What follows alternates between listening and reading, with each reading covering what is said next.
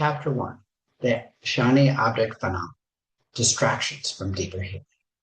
We must understand the concept of the mind. The human mind is an extraordinary instrument shaped by layers of complexity over time to function with remarkable efficiency.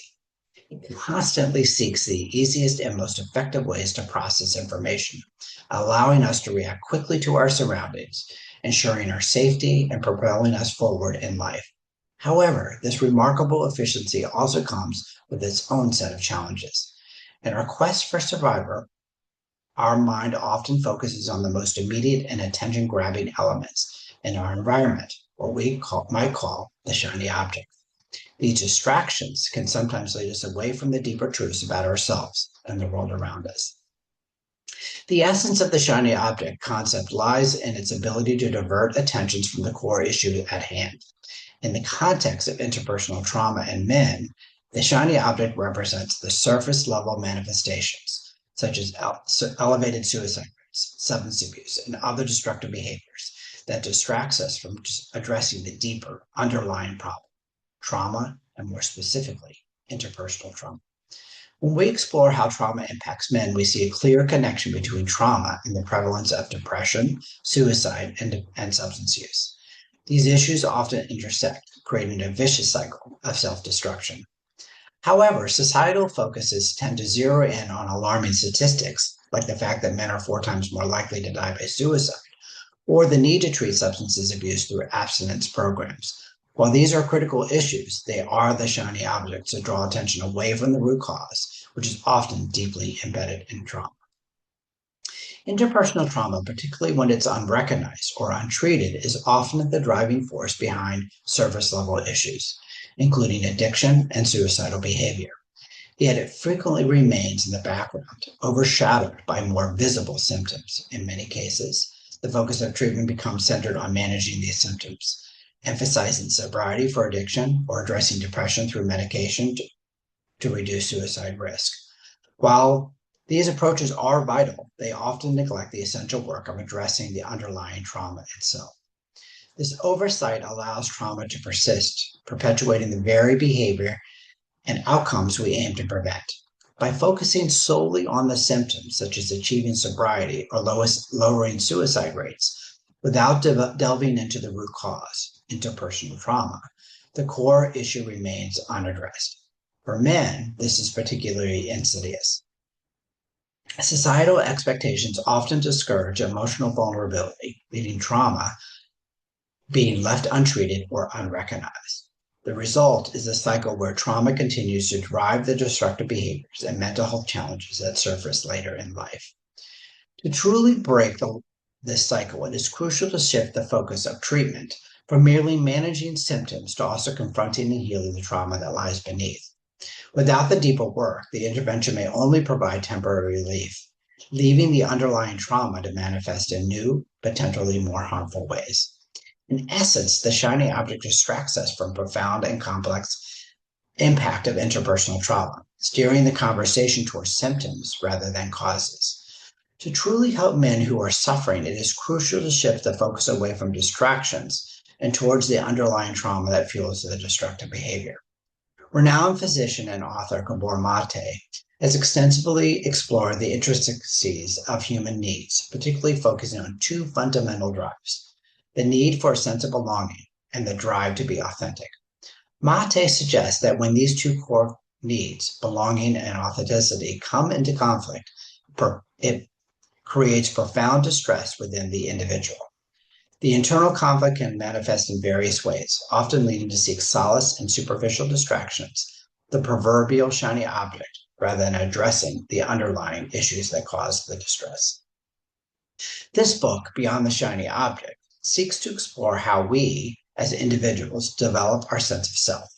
It delves into both biological and experiential factors that shape who we are, examining the constant interplay between nature and nurture. Throughout history of psychology, there has been a persistent debate over whether the primary products of our biology or our experiences. This dichotomy, often framed as nature versus nurture, suggests that we must think in binary terms, which is a simplification our minds prefer to do to their efficiency. However, it is increasingly clear but the reality is far more nuanced, residing somewhere in the gray area between the two extremes. In this book, we will explore the macro level influences on our understanding of self, focusing on how our culture shapes our identity and behavior. Culture operates on multiple levels, from immediate microcosms of our family and social circles to the broader systems in which we are embedded, such as our schools, workplace, religious institutions, and social clubs. These systems exert powerful influences on our sense of belonging and authenticity. Moreover, in today's interconnected world, global factors such as social media, politics, nationalism also play a significant role in shaping our identities and conflicts we experience within them.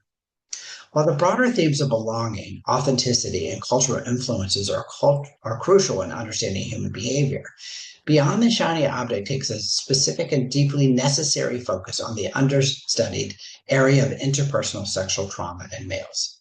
This dynamic, shaped by the very variables discussed above, warrants a deeper exploration to its profound implications on the mental health and well-being of men, particularly in the context of societal gender norms and integration of trauma. Interpersonal sexual trauma is woefully understudied issue, especially when it comes to male victims. The lack of research and understanding is not only a gap in the literature, but a reflection of our deeper societal attitude towards gender and trauma. Cultural norms around masculinity often dictate that men should be strong, stoic, and vulnerable. These expectations can create an environment where men feel unable to acknowledge, let alone address, the trauma that they have experienced. This is particularly true when the trauma is of a sexual nature, which conflicts sharply with traditional gender norms. The impact of the gender norms on how men integrate trauma cannot be overstated. In many cultures, there's an unspoken expectation that men must handle their problems on their own without seeking help. The Stoic ideal, while admired in many contexts, or often reframed as resilience, becomes deeply problematic when applied to the experience of trauma. It leads to isolation, shame, and reluctance to seek the necessary support.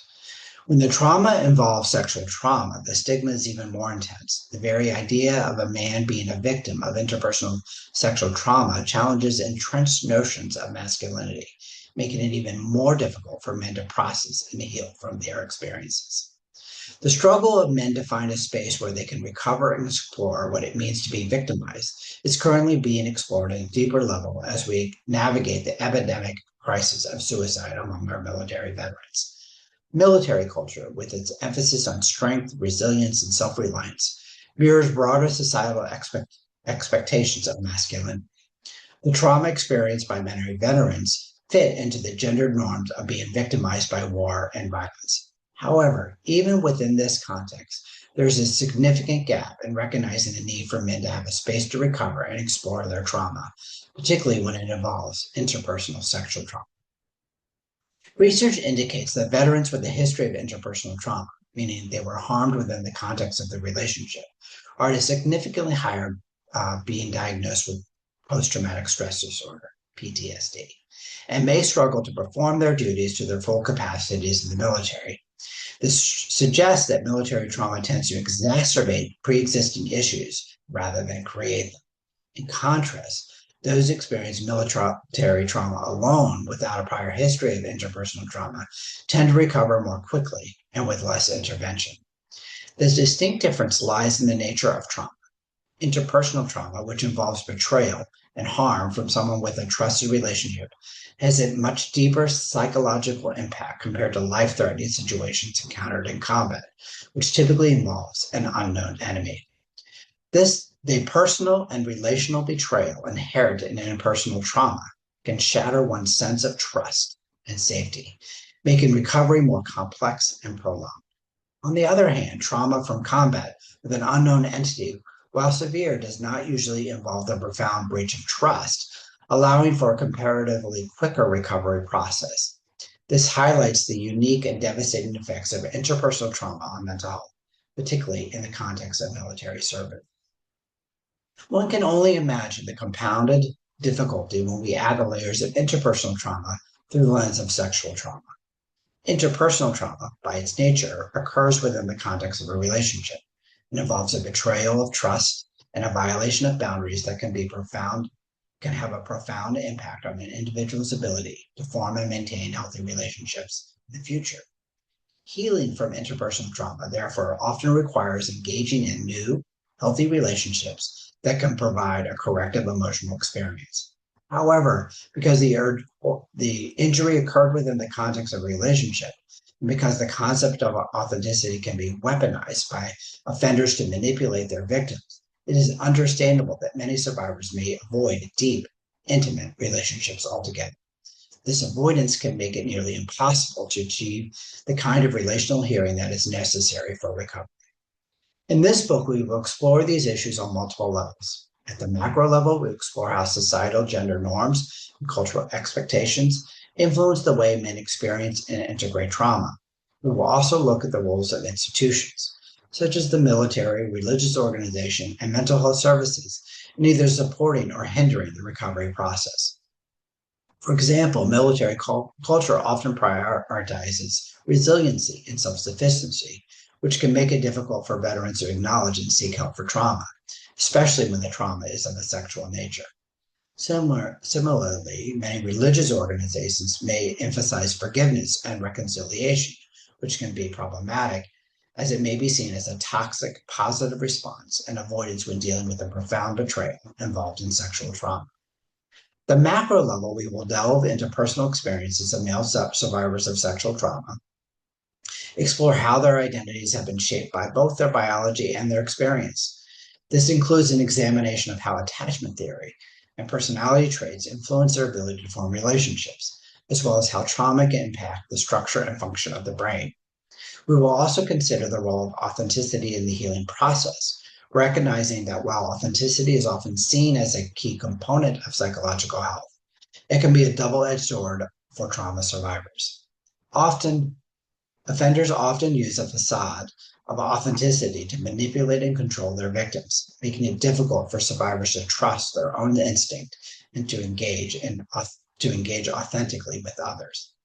A crucial aspect of this exploration is understanding how the concepts of belonging and authenticity intersects with the experience of trauma. For many survivors, trauma disrupts their sense of belonging, as they harbor a secret that makes them feel fundamentally different and defective, unworthy of inclusion. The cultural narrative that men should be strong and invulnerable intensifies this sense of defectiveness, leading to isolation and shame. As survivors feel they failed to meet their societal expectations, this isolation is further compounded by the nature of sexual trauma, which often involves profound betrayal and a loss of trust in others. Healing from this kind of trauma requires more than just individual therapy or support. It requires a cultural shift in the way we understand and respond to male survivors of interpersonal trauma.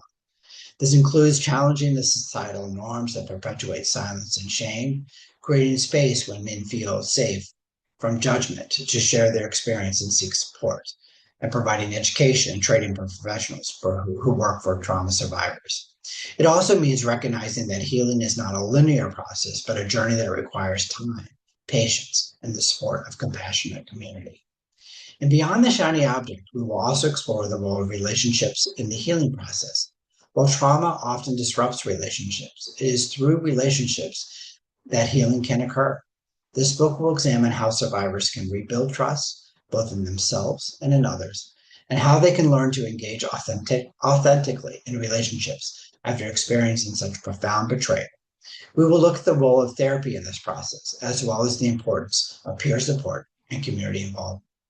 Ultimately, beyond the shiny object is a call to move beyond the superficial distractions that often capture our attention and to engage with the deeper, more challenging issue that shapes our identities and our lives. By exploring the complex interplay between biology, experience, culture, and trauma, this book aims to provide a deeper understanding of the human mind and the process of healing. It is an invitation to look beyond the shiny object that so often distracts us and to engage in the real work of understanding ourselves and supporting others in their recovery.